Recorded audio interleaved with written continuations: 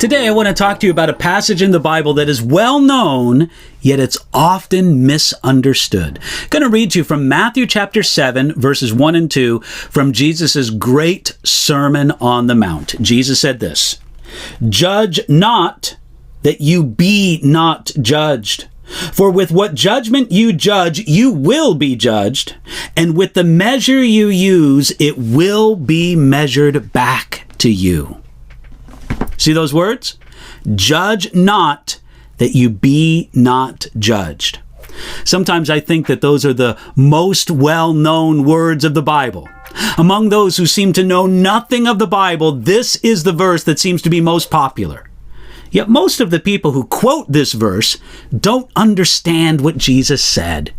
They seem to think, or maybe it's hoping, that Jesus commanded a universal acceptance of any lifestyle or teaching. The plain, simple meaning of Jesus' words and context show that that is not what he meant here.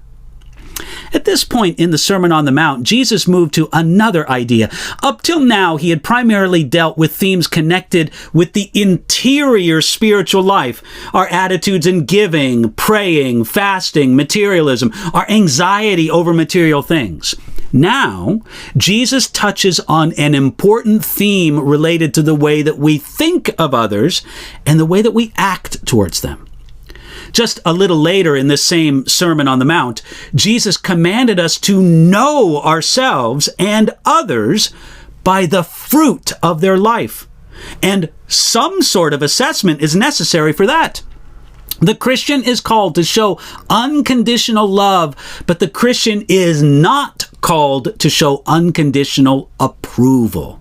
Friend, we really can love people who do things that should not be approved of. So we have the phrase, "Judge not, that you be not judged." With this command, Jesus warned against passing judgment on others because when we do so, we will be judged in a similar manner.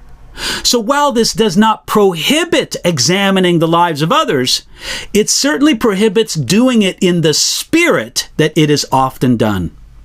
An example of unjust judgment was the disciples' condemnation of the woman who came to anoint the feet of Jesus with oil. That's in Matthew chapter 26. They thought that she was wasting something, but Jesus said that she had done a good work that would always be remembered. They had a rash, harsh, unjust judgment. So how can we break this command? Well, we break this command when we think the worst of other people. We break this command when we only speak to other people about their faults. We break this command when we judge an entire life by its worst moments.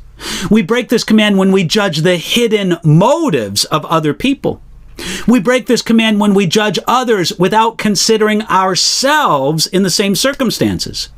And we can break this command when we judge others without being mindful that we ourselves will be judged. So, don't miss what Jesus said about judging others. He said, "For with what judgment you judge, you will be judged."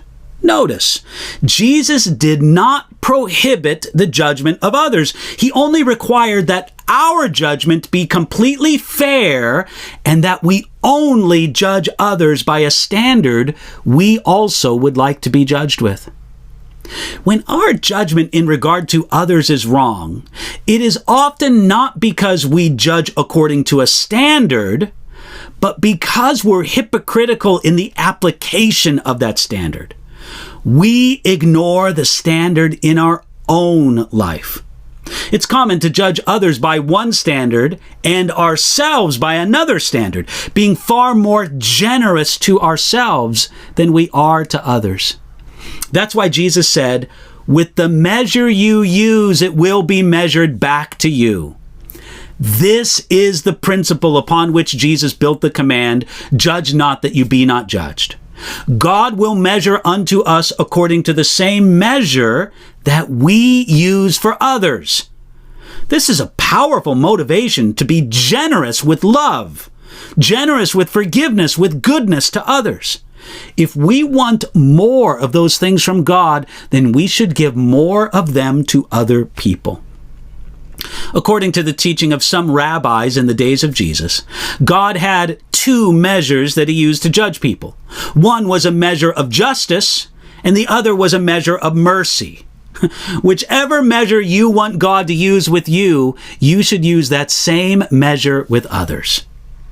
At the end of it all, we see that Jesus did not prohibit all judgment, yet we should only judge another's behavior when we are mindful of the fact that we ourselves will be judged, and when we consider how we would want to be judged. So friends, I pray that God would give you the grace to never break this command of Jesus, and if you must judge others, to only do it righteously in a way that you yourself would want to be judged. I pray that God would give you that wisdom and that he'd give it to you today.